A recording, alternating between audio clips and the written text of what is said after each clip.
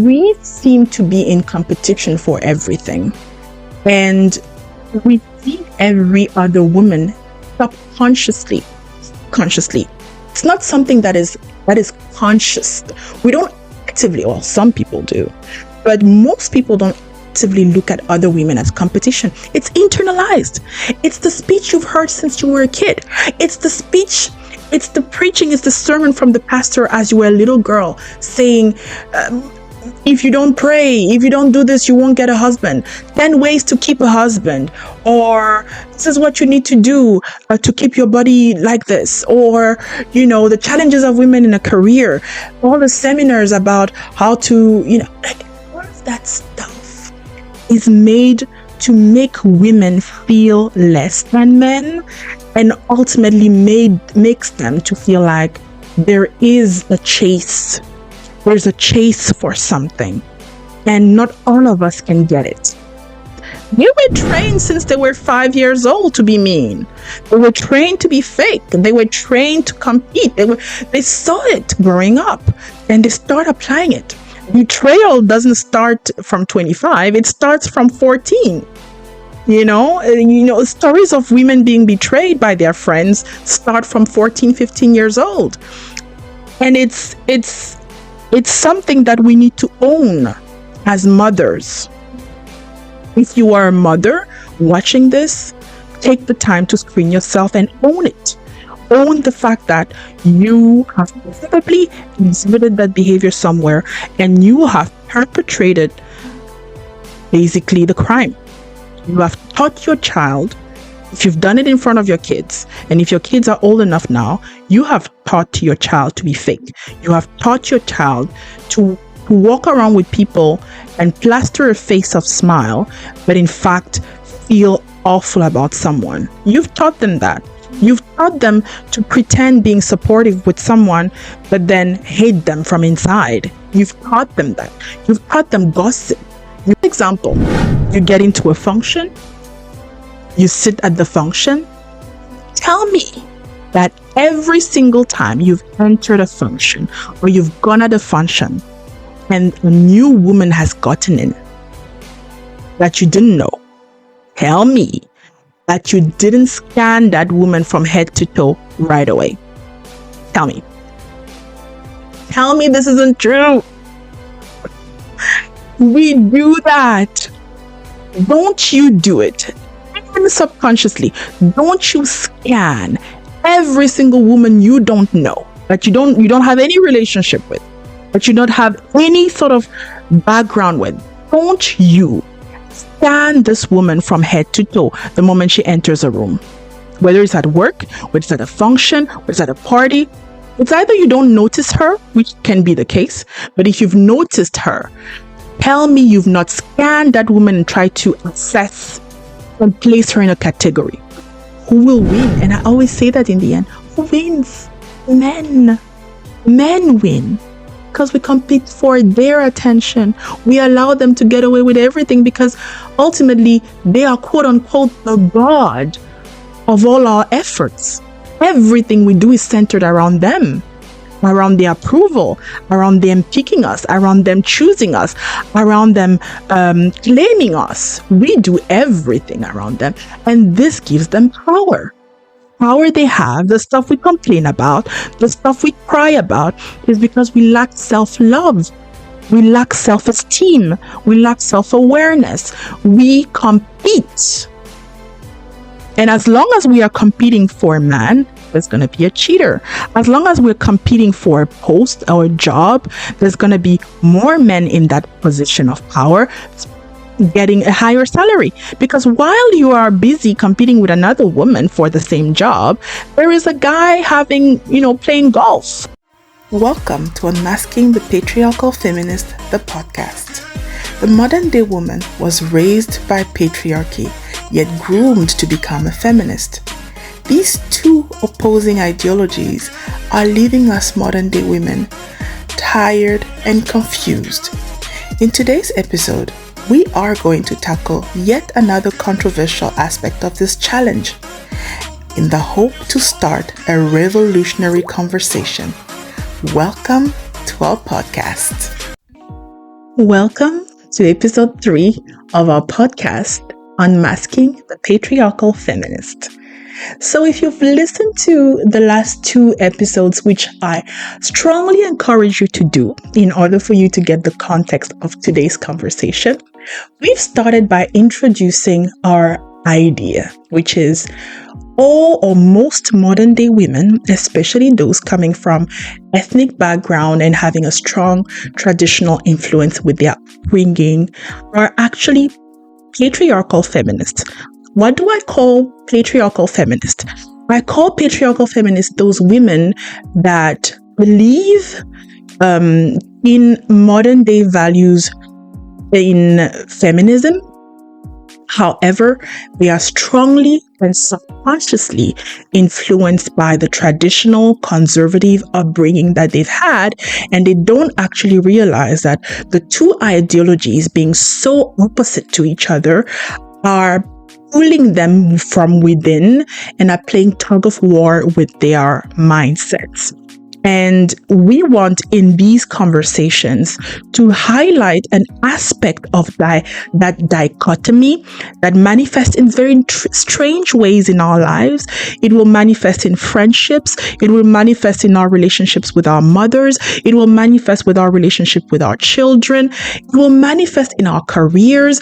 We are pulled hard by the dichotomy between these two forces that have made our minds.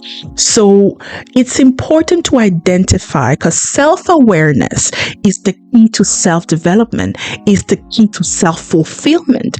Unless we become self-aware, we are unable to fix what needs fixing in our lives.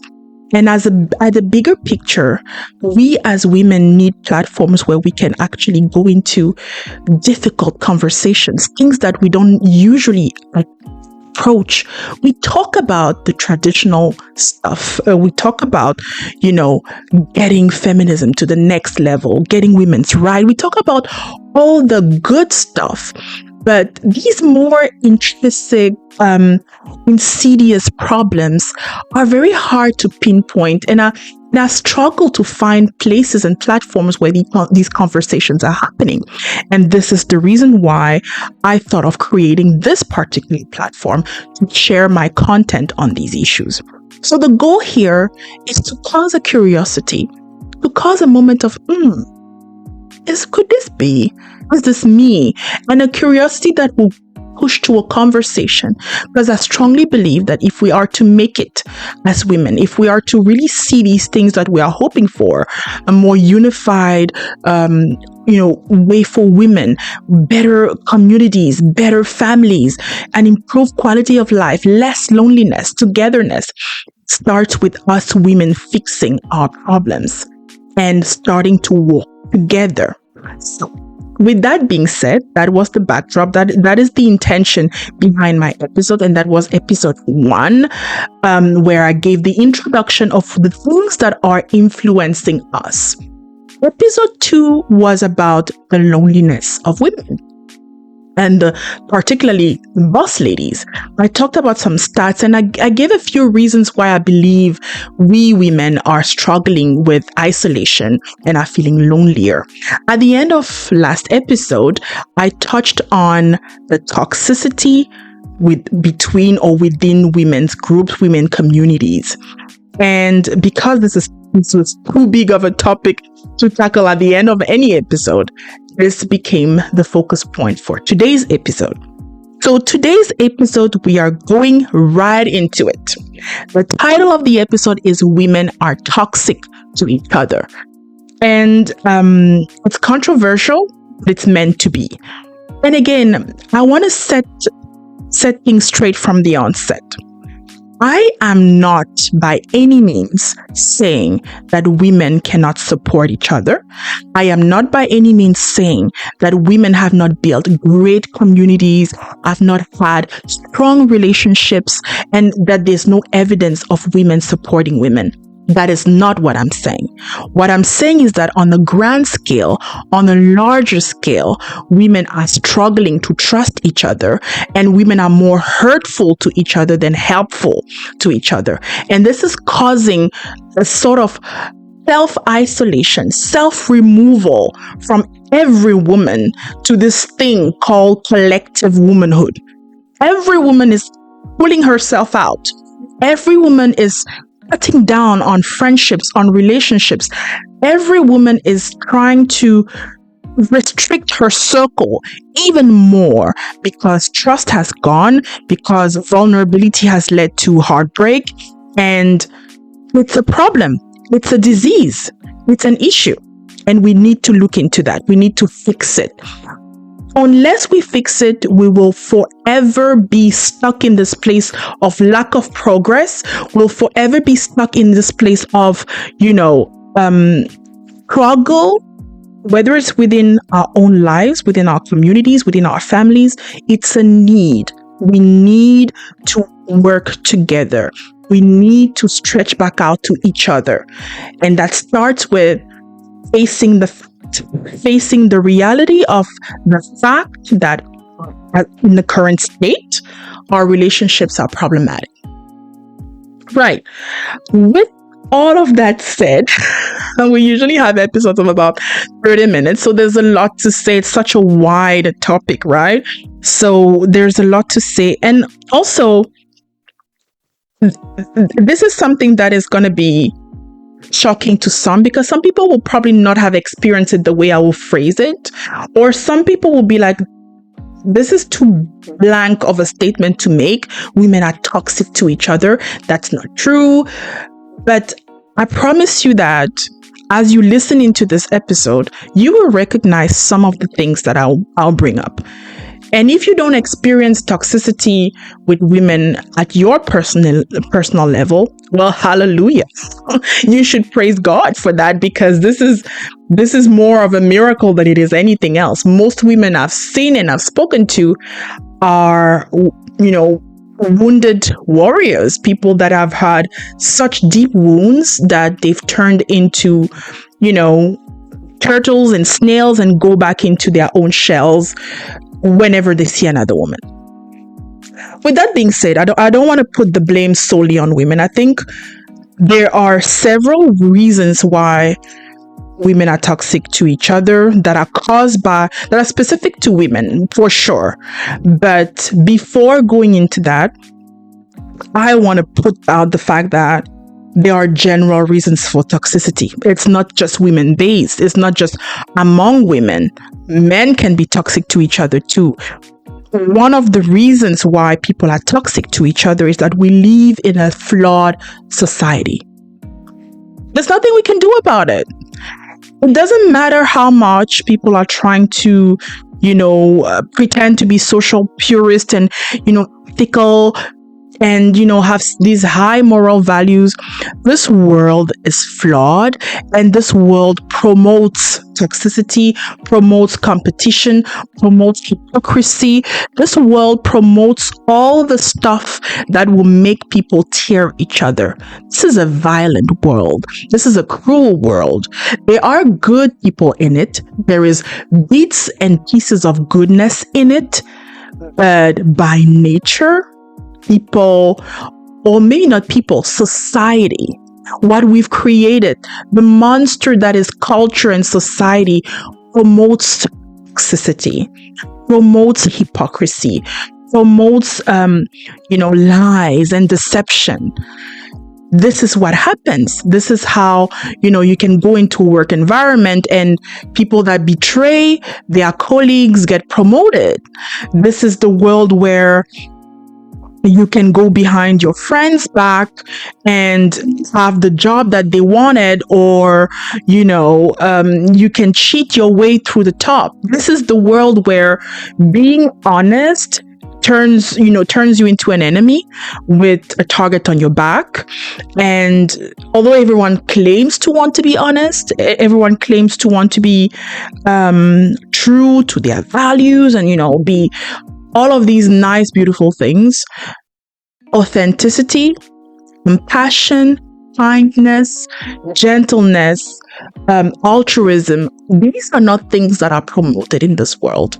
The more you do for others, the more you give yourself away, the more you are hurt, the more you are stepped on. It's the nature of the world. Nothing to do with women. It's just how the world works, right? Some things exacerbate the problem within women. I think we all know that, hormones and being emotional, highly emotional human beings makes it harder. But it's definitely not just women. So I wanted to put that out there. I wanted to set that out because it would be unfair to just say women are toxic and that they could be an undertone of men are not, because they can be too. So that was reason number one for the toxicity. Reason number two is that in general, there is a huge lack of self-awareness. Many of the things that people do that hurt others are not even consciously done. Think about it. How many times has someone told you, after maybe years of something that had happened, remember that when you did this so and so in this and that year, that was really heartbreaking for me, and you were like, what? When did I ever hurt you? Or in couples or in a relationship where you have someone be completely taken aback by, a confession made by their partner about something that was hurtful, and you'd be like, at what point did I ever say such a thing to hurt your feelings? And you'll be shocked. So most people walk around not even realizing that their words hurt, that their mannerism hurt, that their body language hurts. We don't even realize that sometimes we communicate without speaking. Sometimes even just the look we give someone would be heartbreaking for them. Even just, the energy that we leave out would break someone's heart. So it's not always that we want to hurt people. It's not always that we want to be toxic. It's not always that we are actively trying to be mean. It sometimes so just happens that we don't even realize it. We walk around living our lives, being in a bubble, thinking that we are the most important thing on the planet, feeling like everybody owes us everything. We are self-centered individual, and it takes conscious effort. It takes active work to step outside of yourself and to do something for others, to think in a way that you reflect on the other person's feelings, that you reflect on the impact of your behavior, your actions, your energy, your body language. It takes work. It takes a lot of work. And in general, it's something that is very, very difficult to do and to figure out on your own. One of the things that made me figure this out was when I was growing up in my career, I started being in charge of people. I had, a team of people to work with, some that I hired, some that were not hired. And I did an exercise with my crew and I asked for feedback, an approval survey kind of as a manager. And I did this assuming that I would go, flying high colors and be the best manager they've ever seen. I was shocked. I was traumatized by the result. People had such negative things to say. They say things like I was intimidating, overpowering, I wasn't a good listener, and I was shocked. If I tell you I was shocked, I was so shocked because I was convinced of the opposite. And even to take that feedback from my manager, from my boss then, it was hard because I couldn't see. But I had to make the conscious decision to see that if 7, 8 people felt this way about some things, they had to be true. They had to be true. It could not be a coincidence that all of these people would think the same things about me. So I had to make a conscious choice to look back at how I was speaking to people, to, think about my words more and think about my energy. You know what I was talking about, body language. I'm a very expressive person. I'm very passionate. I'm naturally very tall. I'm 5'8", 173 centimeters, and I'm big. I have a big build. And I have a deep voice, as you can hear. So I never really faced my physiology. I never really faced that I could be overpowering over people. I never really understood that my tone of voice could sound, like I'm screaming sometimes, because I'm loud and I'm deep and I'm passionate and I put everything in it. And I went through life assuming everything was fine. I just assumed everything was okay. So self-awareness is not something that you would naturally have. It has to be triggered by a willful exercise to understand how other people see you. And this is something that today's society is destroying, starting with your own phone. Your phone screens the stuff you like and keep feeding you it. So we are grooming society to just be surrounded by things that strokes their ego, by things that pleases them. We struggle with negativity. We struggle with things that we do not understand. We struggle with things that we do not approve of. We are groomed as a culture, as a society, to only be attached or circled with people and things that go along with what we believe about ourselves. And that is dangerous. That is extremely dangerous, guys. If you cannot face a negative opinion, if you cannot face someone saying no to you, if you cannot face someone telling you off, you cannot have friends. You cannot have family. You cannot have a spouse. That's why people are single. That's why people are losing friendships, because everything now turns into, I'm going to do me. I'm going to block them off. I'm just going to ignore. I'm going to block. Any negativity, I block. I block and ignore. But if you're going to do that with every single thing that contradicts you, you are turning into an egocentric person. Let me tell you that. You are not becoming a better human being. You are not improving. And the whole reason why we are social beings is because we cannot see everything for ourselves. We need the eyes of others. That's one of the reasons why they say, a marriage or a spousal relationship is one of the most challenging relationships, because you have someone who is there to mirror you and to shine the light on your dark side. And the purpose of it is for you to be improved, for you to get better. And it's the same with sisterhood. It's the same with friendships. If you cannot face your darkness, your lack, your emptiness, your ignorance through the voice of other people, if you're not capable of, realizing that you're not perfect and that you need improvement and that you need work on, you will be toxic. You will have a toxic behavior.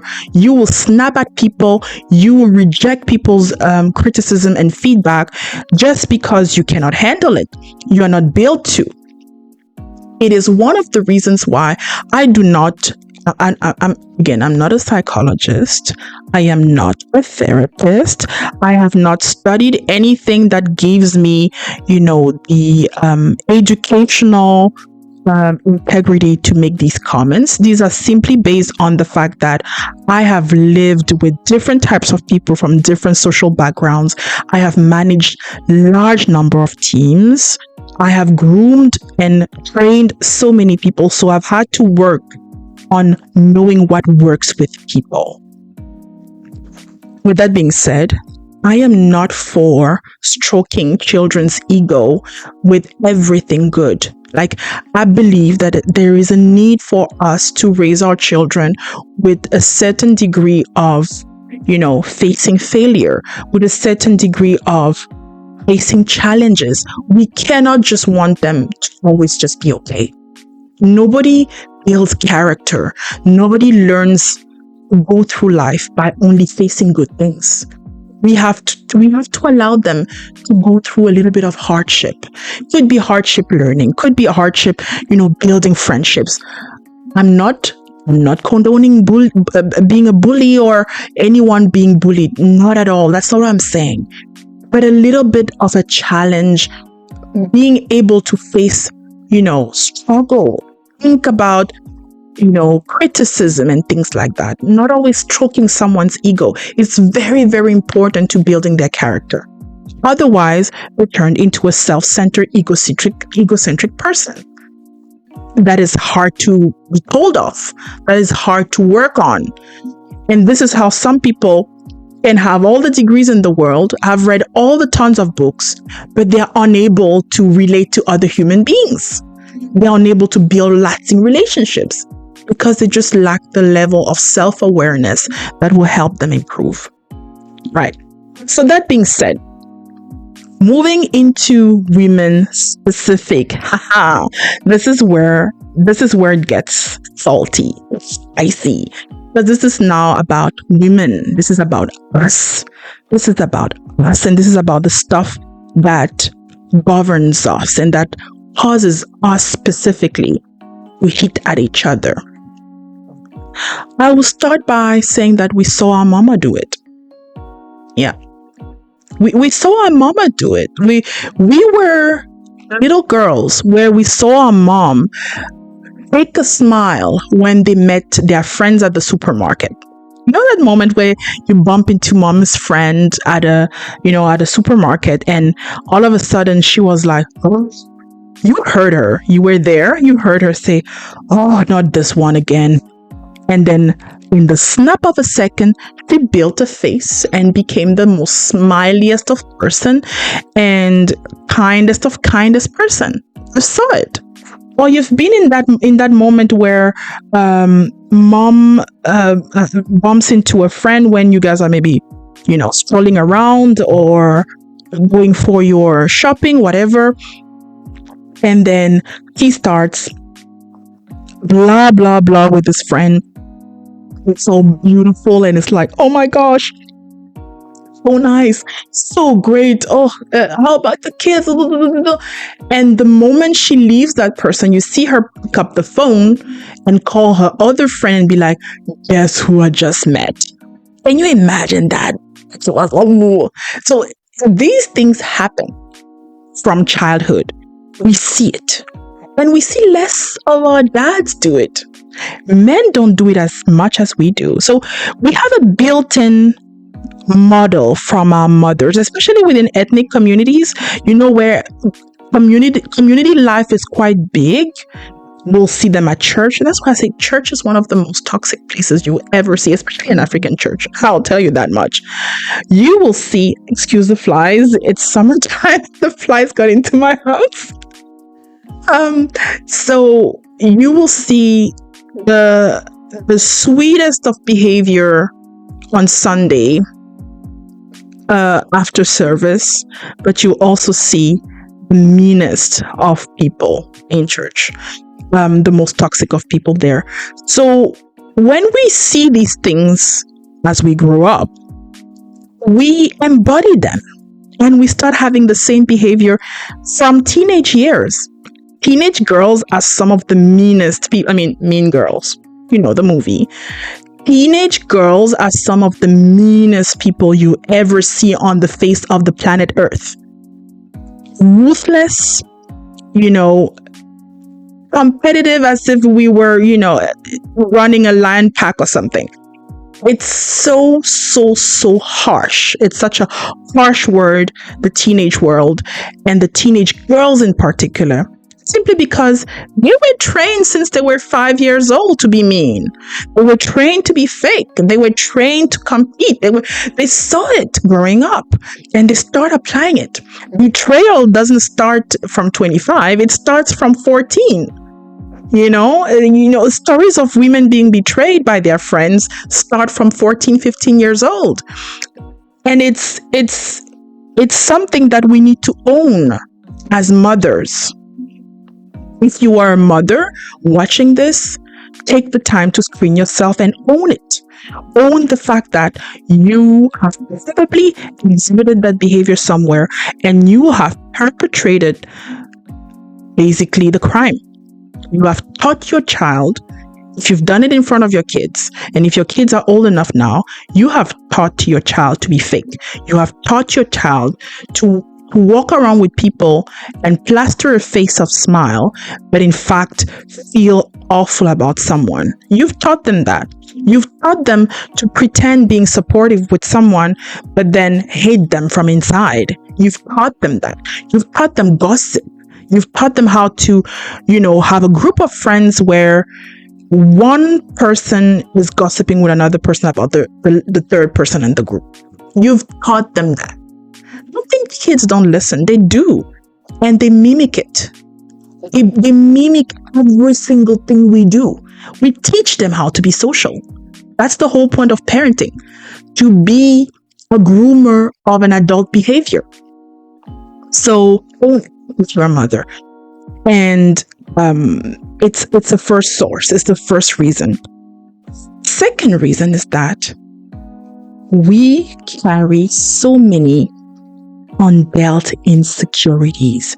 Women are with insecurities, and people that are insecure tend to be toxic. People that are not healed tend to be toxic to each other, tend to be people that are carrying traumas, tend to struggle to communicate, to verbalize their needs, to express their emotions, they internalize every single thing. Every single interaction is a potential bomb. It's a potential problem. And women, we do that. We have so much insecurities and traumas that we push them into our day-to-day lives. We push them into our day-to-day relationships.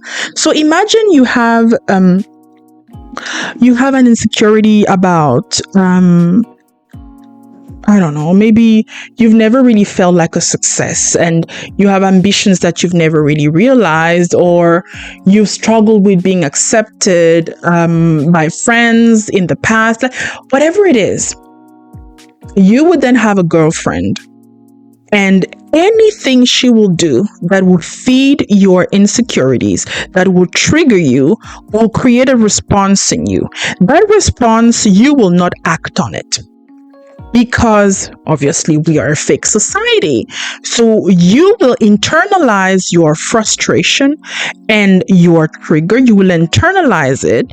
And then that comes up in a very different setup.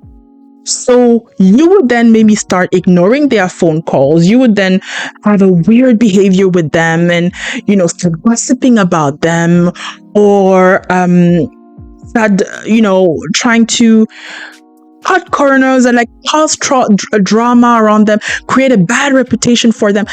All this because you are triggered. All this because you have internalized stress, frustration. All of these things are weighing on you and you don't deal with them. So if we want to have healthy relationships, whether it's marriages, whether it's our relationship with our kids, our parents, our co-workers, our girlfriends, we need to heal. We need to seek healing. Without a healed heart, we cannot have healthy relationships. Heal from whatever traumatized you. Heal from whatever insecurities you have. Do some self-awareness. Figure out your triggers. Work on your insecurities. Build self-love, self-awareness, self-fulfillment. Build yourself from inside. Unless you do that, you're going to destroy all your relationships. So that's that. And the last one is we are groomed by patriarchy. We are groomed by patriarchy to compete. This world, since we were kids, little girls, when you are told that you need to look good to get a husband, when you are told that there's not enough senior positions for women in jobs, when you are told that It's a privilege to have kids.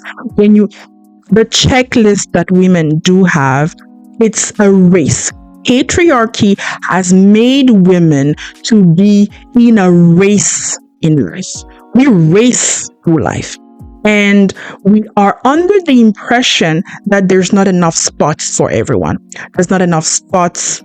I heard someone say to me one day that for every man in a specific African country, there's 2 women. So it's sort of like the kind of justifying why they either infidelity, and a woman had to fight to have a husband and to get a man.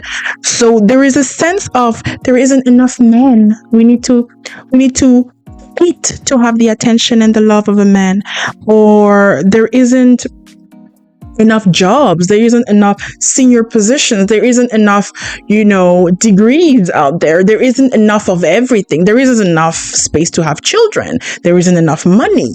We seem to be in competition for everything, and we see every other woman subconsciously, consciously. It's not something that is conscious. We don't actively, well, some people do, but most people don't actively look at other women as competition. It's internalized. It's the speech you've heard since you were a kid. It's the speech, it's the preaching, it's the sermon from the pastor as you were a little girl saying, if you don't pray, if you don't do this, you won't get a husband. 10 ways to keep a husband. Or this is what you need to do to keep your body like this. Or, the challenges of women in a career. All the seminars about how to, all of that stuff is made to make women feel less than men, and ultimately makes them to feel like there is a chase. There's a chase for something, and not all of us can get it. Not all of us should get it. So only the best of us can get it. And with that, every single woman looks at another woman, unless it's her sister or her close people that she's grew up with or she's made friends with. But any woman outside of her immediate circle is competition. I bet you to argue with me. Simple example. You get into a function. You sit at the function. Tell me that every single time you've entered a function or you've gone at a function and a new woman has gotten in that you didn't know, tell me that you didn't scan that woman from head to toe right away. Tell me. Tell me this isn't true. We do that. Don't you do it? Even subconsciously, don't you scan every single woman you don't know, that you don't have any relationship with, that you don't have any sort of background with? Don't you scan this woman from head to toe the moment she enters a room? Whether it's at work, whether it's at a function, whether it's at a party, it's either you don't notice her, which can be the case, but if you've noticed her, tell me you've not scanned that woman and tried to assess and place her in a category. Career woman, easy woman, or seductress, or temptress, or whatever. We have thousands of categories in our heads. We very quickly file a position for each woman we see. Why is that? Why do we do that? Why do we do that? Because we compete. Because we are in competition. Why do we look at a woman in a relationship with what we consider nowadays a stud? Like, imagine a very handsome guy looking so fly and handsome and everything. Why is it that we look at the girl and the first thing we're trying to judge is if she's good enough for him? What do we call good enough? Why do we tell people that they're not good enough for a man in a relationship? Why do we say you don't deserve this man? Why do we have this kind of language? What are we judging that on? Why would a woman feel comfortable saying to another woman, I can get your man because I'm hotter than you? What is that scale? Where is the scale coming from? Why would someone think they can outrank another woman if there wasn't any competition? So all that to say, we are competing. And because we are competing, it's poisonous to relationships. Because ultimately, you feel like the next woman is a threat. You feel like she's a threat. She's a threat to your sense of security. She's a threat to a sense of confidence, especially if she's doing things that you are not doing. Because remember, we are competing for everything. We're competing on the scale of marriage, on the scale of children, on the scale of career, on the scale of money, on the scale of relationships, on the scale of, network. We compete with everything. And because we do compete, even when we are sincere in trying to build bonds with other women, we are constantly checking our blind spot to make sure that they are not too far or too close. You get what I'm saying? We're constantly trying, and we're playing mind games, subconscious mind game, to keep them at bay, keep them comfortably close and comfortably weaker than us. You see where I'm taking this? We would throw hints, we will say things that are manipulative, that are hurtful, that are poisonous. We will place things very carefully to break their psychology, to break their confidence, to gauge where they are at, know more about themselves, simply because we want to make sure that our positioning is not too far, not too close, and that we're still in the lead. Many relationships are built around that. Many friendships are destroyed because of that. And many friendships survive because both are not aware of this game. In most cases, once one of the two or the three or the whatever number the girlfriend group is starts spending time figuring out all the cues, most of the time the friendship fades away. Because there is very rarely in women's relationships, very, very rarely, true selflessness. Very rarely. It's something that is extremely rare. Most women with their friends have a sense of gauging, have a sense of checking. And especially, again, I talk about the stuff that I'm comfortable with, that I'm experienced with, ethnic background specifically, African communities in particular. The female friendships, the female bonds are toxic as F. Because all the points I've listed earlier, hypocrisy and flawed society, exacerbated. Lack of self-awareness as a whole. This is actually the biggest one in the ethnic communities. Nobody wants to work on self-awareness. Nobody wants to touch mental health, self-evaluation, work on themselves. No. Those are creepy stuff. We are all perfect in God's beautiful eyes. That's a number two. And our mothers, they exhibit all of the stuff that I've talked about with a special master's level, like mastery, and our insecurities, obviously with that background, we'll have lots of insecurities that are undealt with. So with ethnic communities, these problems are 100 times more powerful, and the toxicity within our friendships are 100 times more dramatic. So we need to, first of all, learn about self-awareness. We need to acknowledge our traumas and our insecurities from childhood. We need to review ourselves, heal from the pains and the hurt. And we need to become self-conscious of the different problems we encounter and the different things that patriarchy has set for us subconsciously within us.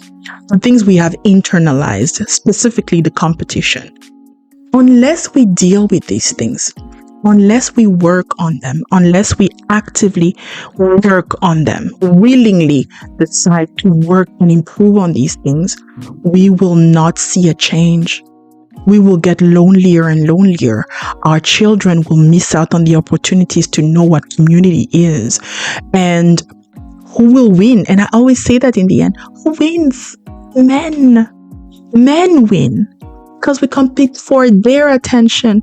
We allow them to get away with everything because ultimately they are quote unquote the god of all our efforts. Everything we do is centered around them, around their approval, around them picking us, around them choosing us, around them claiming us. We do everything around them. And this gives them power. Power they have, the stuff we complain about, the stuff we cry about, is because we lack self-love. We lack self-esteem. We lack self-awareness. We compete. And as long as we are competing for a man, there's going to be a cheater.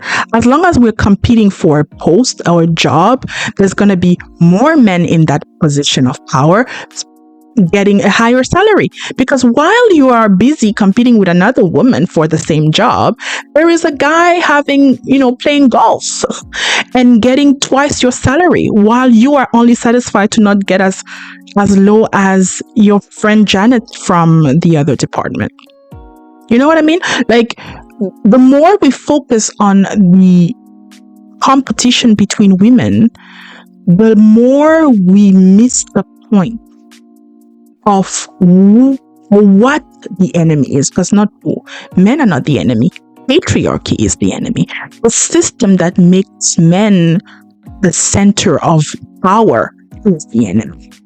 And we keep on giving them victory by destroying each other, by hating on each other, by being toxic to each other.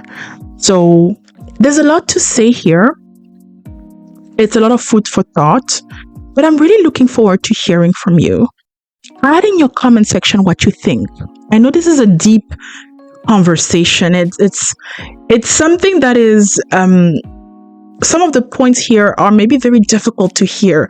Maybe they sound very harsh, but I feel like it's necessary to shake us, to move us to want to have meaningful conversation. Let's stop with the superficial stuff. Let's just have meaningful conversations and ignite a curiosity, a debate that can make things move in the right direction for us as women. Leave your comments, like the video, subscribe to the channel, click on the notification button so that you won't miss the next one. Rate this episode. Let me know your thoughts. And let's start a revolutionary conversation. It was your podcast, Unmasking the Patriarchal Feminist, from the Boss Lady's Room.